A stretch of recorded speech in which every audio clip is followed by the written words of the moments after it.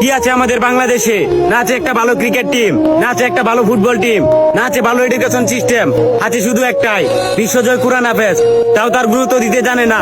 হায়রে মানুষ, যেখানে ভালো কাজ করতে যাইবে সেখানে হারাম ঘুষের টাকা চাইবে।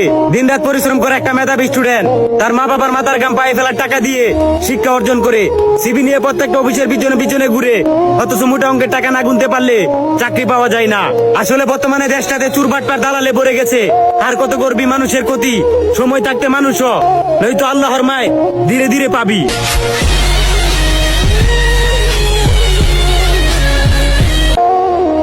বাঁশের চেয়ে কঞ্চি বড়, ধানের চেয়ে বড় খই, নেতার চেয়ে চামচা বড়, তাহলে মানুষ বিচার পাবে কই?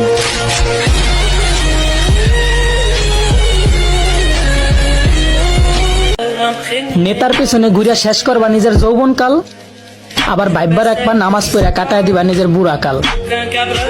বলি বাপের কামাই খাইয়া নেতার চামচামি করা সাজে না, আর বুড়া কাল পর্যন্ত যে বাচ্চা থাকবা, আজরাইল তো আর তোমার দুলাভাই না।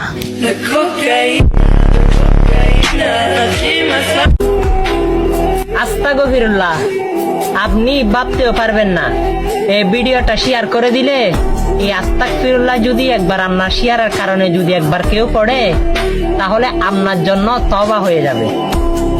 সেও তওবা করবে আর আমার আমলনামায়ও তওবার হিসাব চলে আসবে আল্লাহ রাব্বুল আলামিনের দরবার থেকে। ভিডিওটা শেয়ার করে দিন। আমিন।